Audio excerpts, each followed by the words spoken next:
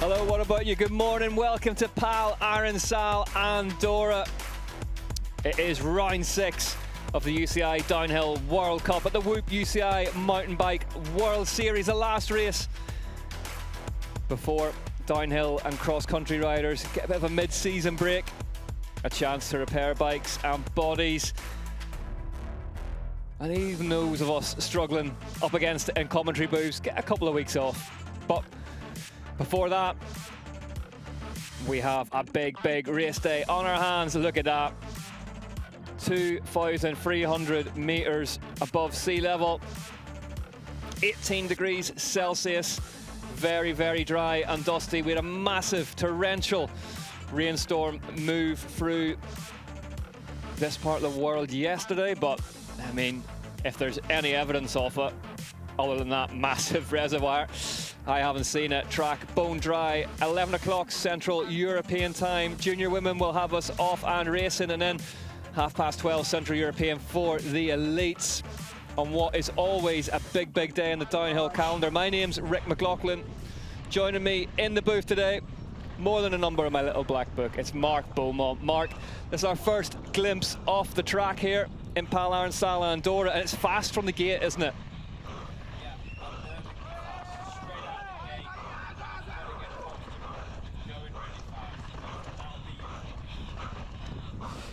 Sorry, really fast, straight out of the gate, and that's the theme. And there's no chance to warm up. It's flat out, and you've got to be comfortable going really fast as a neutral, and then build your speed through the weekend into today's race. Well, Valentina Hall taking us down the GoPro course preview. You can see the spiked tires on as well. Look how dusty it is through here, and I mean, those spiked tires, it's going to be key today, isn't it? Unless you heads down towards this compression where the speed trap is, one of the fastest parts off the course. Yeah, so it's a huge straight where the speed trap is. It's all about carrying that speed in that right-hander before it. And the reason they've got spiked tires on is because the course is so soft and it's breaking up under the wheel. So they need the braking. They need the braking edge that the spike or mud tire provides, and that's why they're on. There's a couple of little line choices down through these woods as well, but mainly from what we've talked about, Mark, it's crumbling away so much that it's very easy to ride the main line, isn't it? Yeah, it's super easy to ride the main line. You've got to be aware of deterioration of line, and perhaps you've got to make a change, you know, last minute this morning. A line might have broke away and they have to opt for a different option. But for the most part, there's not much creativity out there. There's one little rut there you have to absolutely nail to be able to put together the speed through this bottom section. You're in the trees for a lot of this as well. Really high speed compared to how close you are to those trees, and you've got to be comfortable with that. Absolutely, and I can tell you I'm a whole lot more comfortable in my armchair here watching than I would be full commitment. It's got to be full commitment. The margins are tight, the gaps are tight, the consequences of it going wrong are pretty nasty. So it's a full commitment, really sort of a nasty track, and you've got no choice but be aggressive with it. So Valentina Hall there nearly taken out by the last corner in our GoPro course preview. Oh la la. Yeah, Valentina Hall, fastest qualifier from yesterday's sessions. Riders at the top getting warmed up. Doesn't take much warming up in this heat.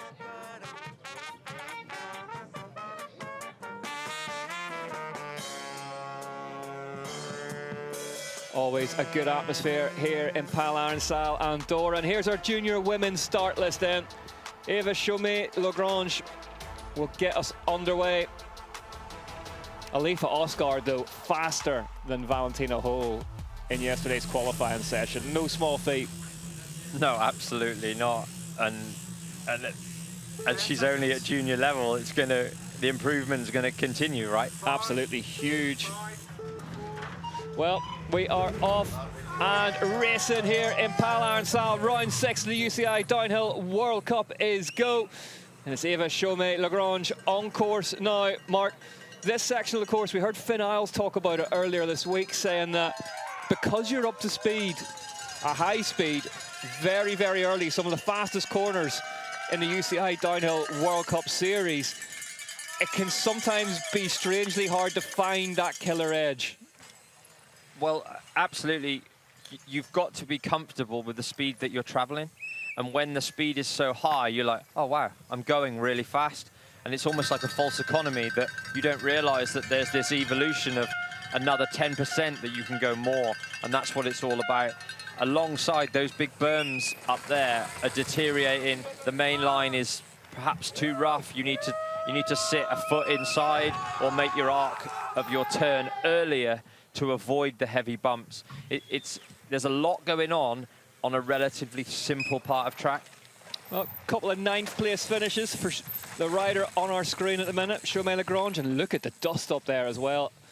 I feel that we've talked about this, the problem of dust 3 or 4 times already this season, but here more than anywhere else, the track just absolutely disappearing under the wheels of these riders run after run. And you have to, I guess, trust that the line that you've practiced all week is still going to be there.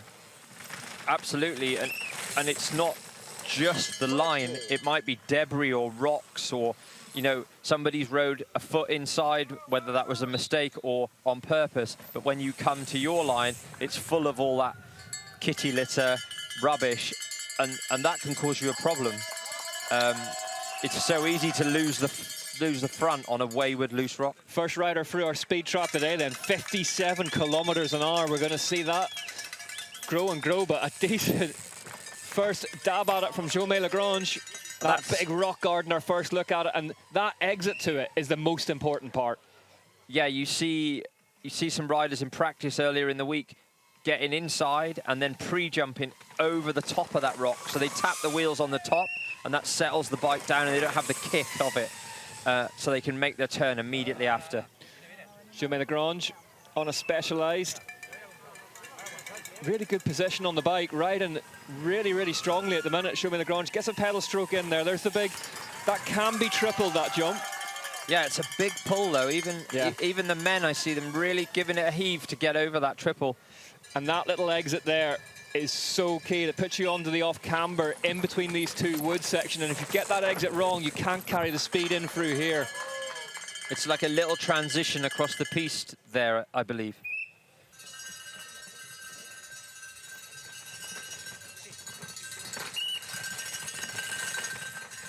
You see how she's in like a rut, essentially. It's a foot deep because the course is just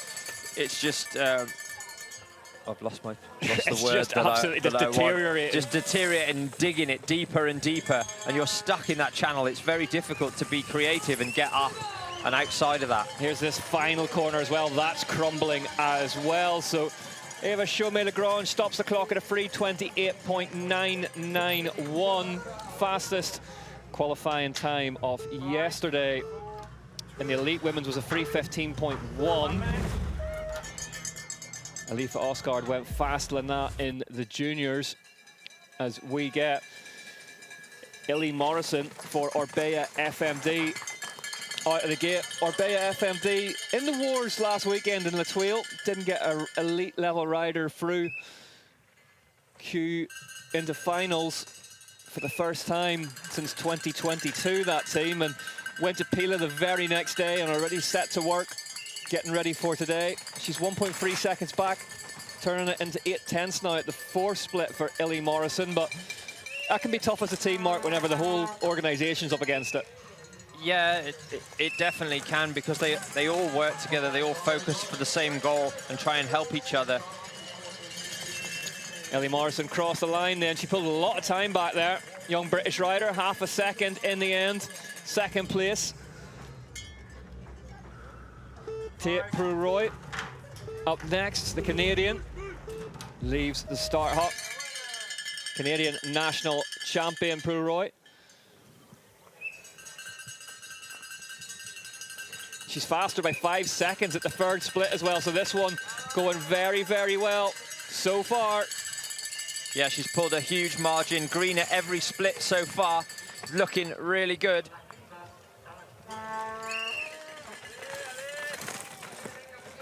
Pruroy, 6.7 seconds at the 4th split. Comes out in the open, 1 corner to go. Crosses the line.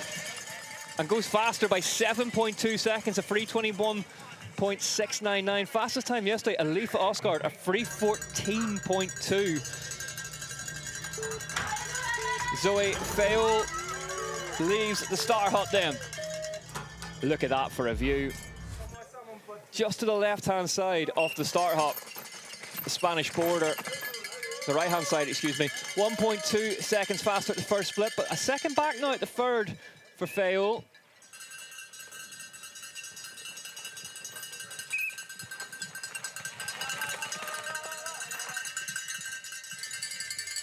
.7 seconds back now at the fourth split for the French national champion. Keep an eye out for the national champion's coloured sleeves on the riders if you're new to downhill. Fayol down towards the line, crosses it, 1.4 seconds back off the Canadian Pro-Roy, who holds on to the hot seat. Riders coming thick and fast now. Oh, Gianna Neff, and just a mistake out of the start hop, Mark. What happened? Did she just slip a pedal as she loaded to go and unclipped? Yeah, it looked like she just didn't get clipped back onto the pedal and then had a bit of a fumble on her way out, but it certainly focused her mind. 1.8 seconds up at the third split. She hadn't broken the beam, had she? So she slipped but didn't break. She didn't hit the barrier, so it didn't.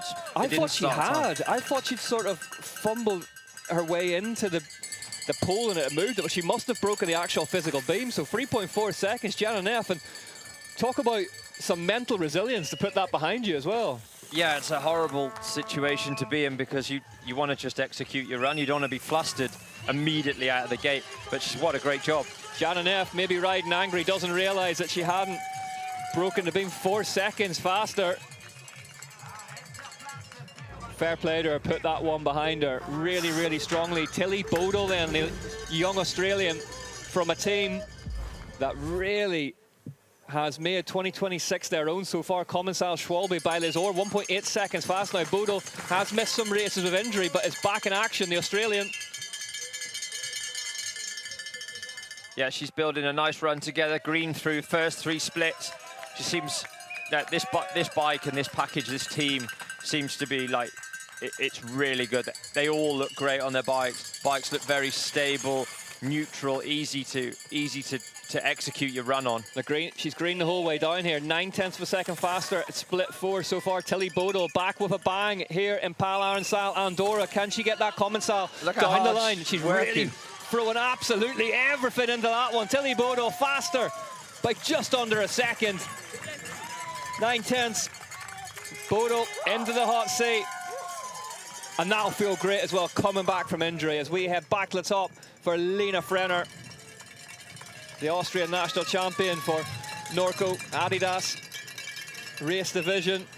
Great performance from Bodle, though, Mark. Yeah, what a great run, fantastic. And she's obviously so pleased with it in the finish area, and so she should be.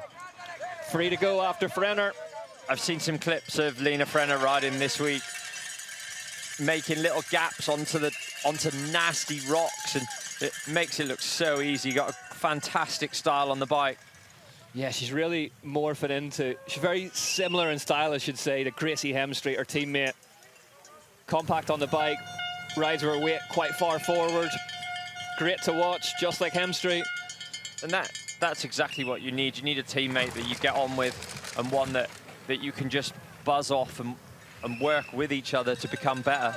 Tilly Bodle as well, the rider in the hot seat at the minute, the highest qualifying first-year junior as well from that session yesterday. So big result from her so far. 0.6 of a second back though from Frener, so Bodle was quick up top. Yeah, definitely she's got work to do. I mean, 0.6 is neither here or there. I'm sure she can make that up, but she's got work to do, definitely. There's that bridge. Remember, Greg Menard, her team manager, got confused on one of his last races here and thought it was one you pulled for and landed basically back down in the town of La Massana. Really? I don't think I've ever seen that. I'll show you it later on. It's massive. It's still going on today. It was that big, but the goat got the wheels back down and got gone.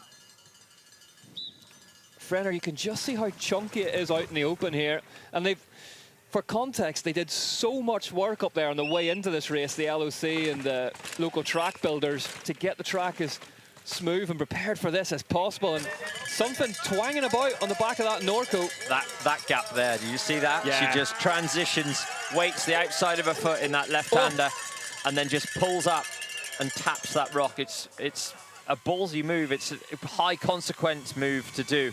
High risk, definitely. Went to the right-hand side there at the bottom. Absolutely trucking down through here. Lena Frener, the drone, giving us absolutely superb shots as she heads back out into the open. But the fast right-hander before the jump, 3.4 seconds faster than Bodil through there. So Frener kept her powder dry up top, and then as it detonated through that wood section, nearly got the MotoGP elbow down. It looked like the front was pushing and she was just praying for it to come out of that little crest. Frener, it's been fast, it's been frenetic, it's been extremely enjoyable to watch. What's it going to add up to, though, by the time she gets that big Norco down to the bottom? Freshly recrowned Austrian national champ, 2 times a winner already this season, 5 seconds faster at split 4 now. Lena Frener is absolutely destroying the track here in Arinsal, Andorra. Frener, just 1 corner to go, takes flight, heads towards the finish area. Lena Frener goes fastest, 5.7 seconds faster. Minar enjoyed that one. Oscar's qualifying time of 14.2 goes out the window. And we've talked about how hard Greg and the team have been working on making that bike be more comfortable, more competent, and they've certainly made big improvements, and that's a reflection of that. Indy DeVol then sets off, and a bit of housekeeping from me. Apologies, I've been saying her name wrong apparently all year. Her dad, Sammy's been on and corrected me, so apologies to the DeVol clan. Hope they're all enjoying the broadcast back home. Hope they'll be enjoying it in 3 minutes or so time. As Indy on course now in the New Zealand national champ sleeve, really nicely down low over the bike, Mark. Yeah, do you see how she's like crouched down, like keeping her weight down in the corner? That's to get more grip and also be aerodynamic as well. Great style. Gets the big pull over the rock there halfway through that first rock garden. And we know Frener lacked a bit of intensity up top. 0.8 of a second into the lead of the bike race now. DeVol. Oh, she nails that left-hander, just low of the bumps, about a foot lower than the main line, and that's just because it's a lot smoother, carries loads of speed through there. Yeah, we saw Martin Mays do that so well here last year as well, staying really low in the berms. You can see that mass damper connected to the top left-hand side of her fork as well, Mark, just to take a bit of vibration out of things. Yeah, definitely. They're becoming more and more commonplace, and not something that was used in my generation, but privateers and the top teams are using them. They hide them away in a steerer, or in this case, just on the upper stanchion, and it just takes a little bit of the fatigue out, takes the vibration out of the bike. Pretty cool to see this kind of technology constantly evolving. I mean, every little helps whenever the track is as rough as it is here in Arinsal, Andorra. DeVol making a good fist of this one. Let's see what the second split tells us. 0.7 of a second, so she's still in the lead. 56.7 kilometers an hour through the speed trap. 2 to go after the woman on your screen now. And this is the big test. The exit of this, absolutely crucial. Goes over the rider's right. Has to just stand up slightly there. Oh, it's full commitment through there. Yeah, really good to watch. DeVol. She goes huge off that little fly-off out into the gap. piece. Big gap. Junior race was cancelled here last season, of course. 1.9 seconds back, though, Mark. There's been a mistake somewhere from Indy. Oh! Pulls for the triple first of the day. Indy DeVol takes flight. What a technique. You see how she loaded her suspension in the base of that takeoff, pulled it up into herself, and then pitched her down for the landing. Great technique, awesome. I was wondering how long we were going to have to wait to see that get ticked off. But such is the level of junior women's racing at the minute. It's gone already. Yeah, junior race was cancelled here last season. Qualifying time stood. Thunder and Lightning moving around the valley. 2.9 seconds, so maybe just fatiguing a bit now, Mark, but we haven't seen any mistakes. No, we haven't seen any mistakes, but also we are at altitude, so that can be a factor, you know, coming into the 3rd minute of this track. It's physical, it's pretty tough on your body because it's so rough. MTBWS crosses the line. Superb run from her. Sees her slot into second place behind Lena Frener. And that maybe tells us, Mark, as well, that Frener, as we said during her run, kept the powder dry up top and then got to work from about the halfway point down. Well, Rosemarie Jensen, we know, only really does intense top to bottom, so nicely done through there. You can see the way she's side-weighting the bike as well, a lot the way through there. Yeah, we've heard sort of the wind can be a factor here. Obviously, it's so open and so high. There's not big clumps of trees, especially over these bigger jump features. So you have to consider where the wind is and lean in it or lean against it. That berm is absolutely destroyed now, isn't it? That big main line around the top of it is gone as we see Jensen get to work in the rocks. I think there'll definitely be some tactics where you're predicting that the line that you perhaps want, the preferred line, won't be there come finals. So you'd have a plan B and just make those instinctive decisions on the fly. Yeah, you saw how low she stayed in both of those, Rosemarie Jensen. She's 0.2 of a second in the lead at the minute. Light turns green.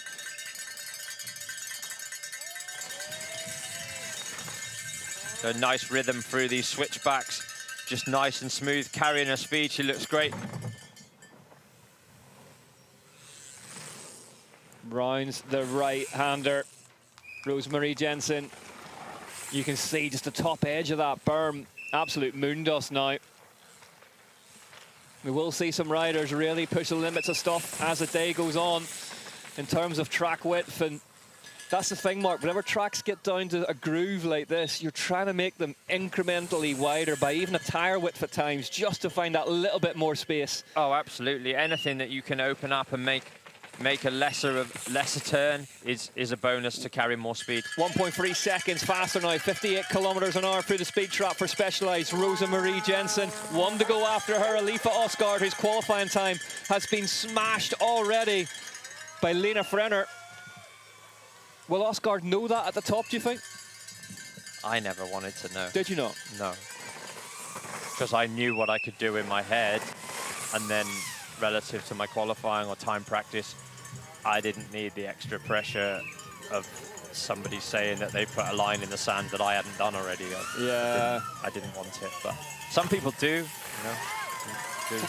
0.4 of a second. Rosemarie Jensen doesn't do the triple across there, but does the wee gap into that set of woods. Be interesting what the clock says from not doing the triple versus doing the triple. It's a big pull, and she also managed to get 2 or 3 pedal strokes in across the top of the triple. It might actually be worth more speed.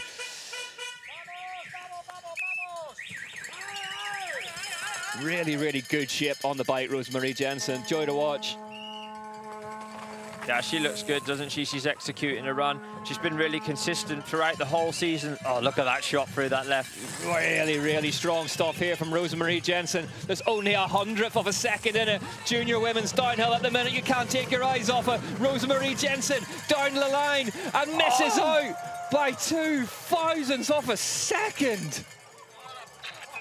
One of the tightest margins we have seen all season long.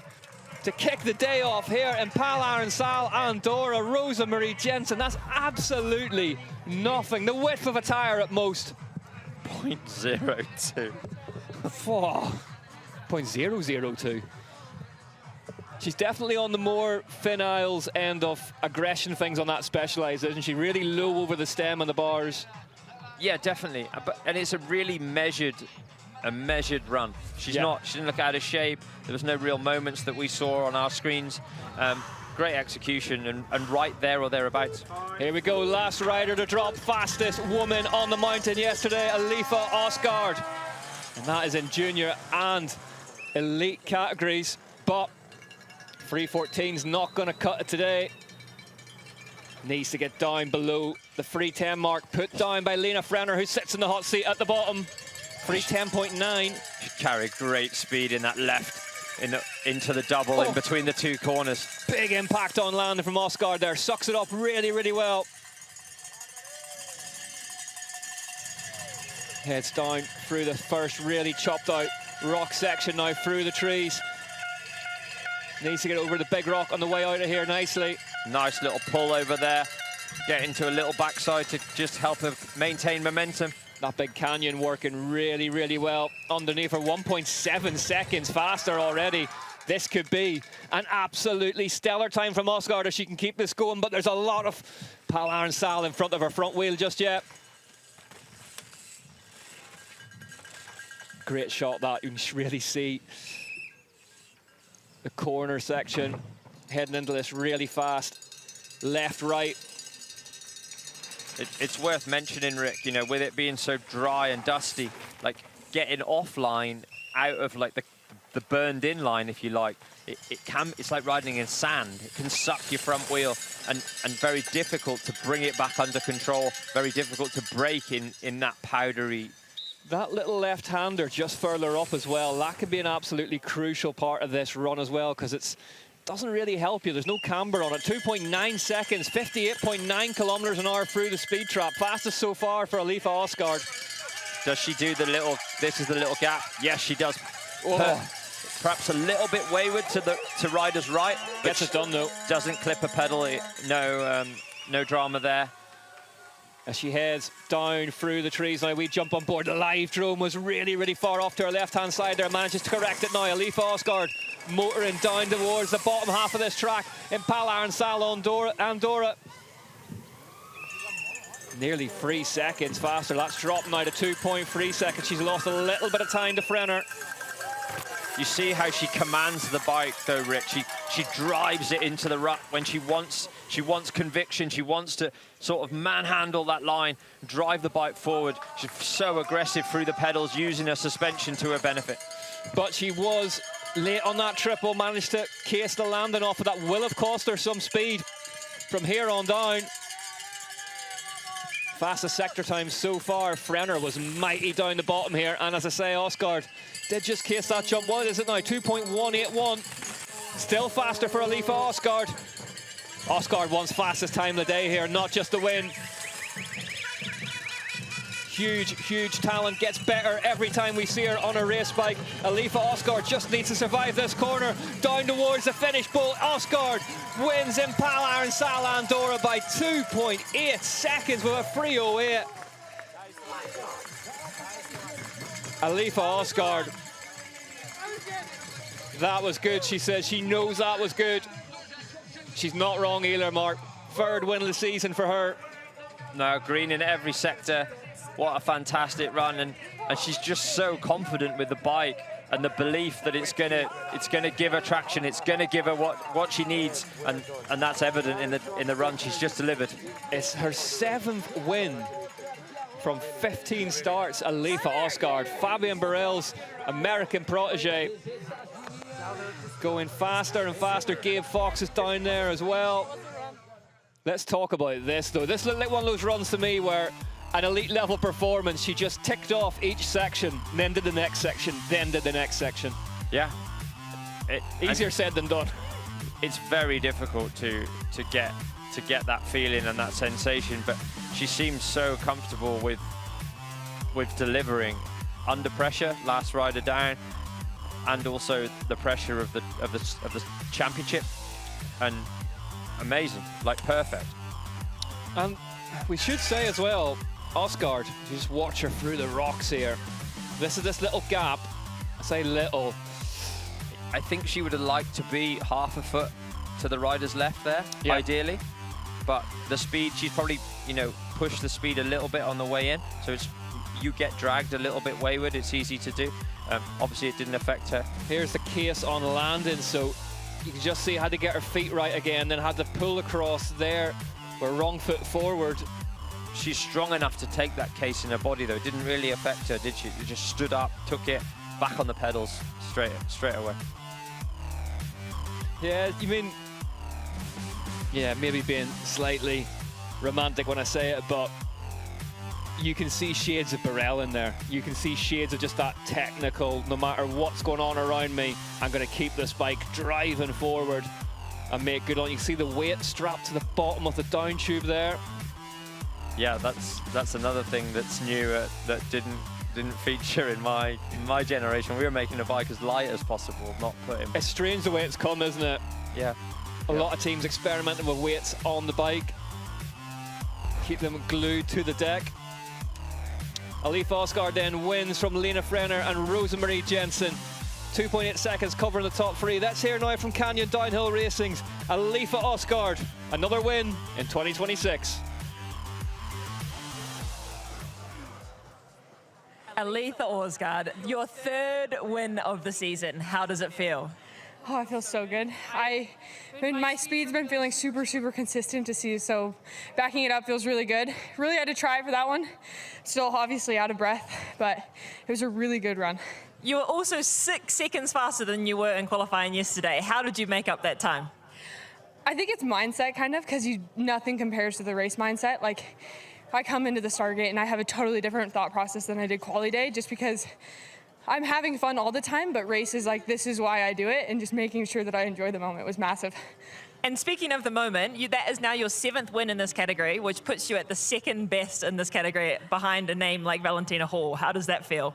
That feels insanely good. Honestly, having that label and everything is super, super cool, but as long as I'm having fun, I don't really care.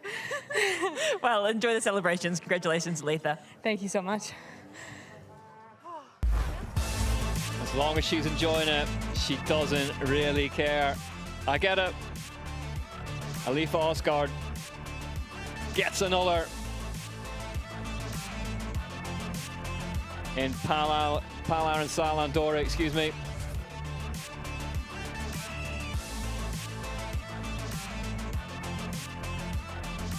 As we get ready to go junior men racing. Here's what it means for junior women's overall then. 25 points now, the gap between Osgaard and Frener. Jensen just 75 points off Osgaard. In third, those three have a bit of breathing space behind them before Gianna Neff.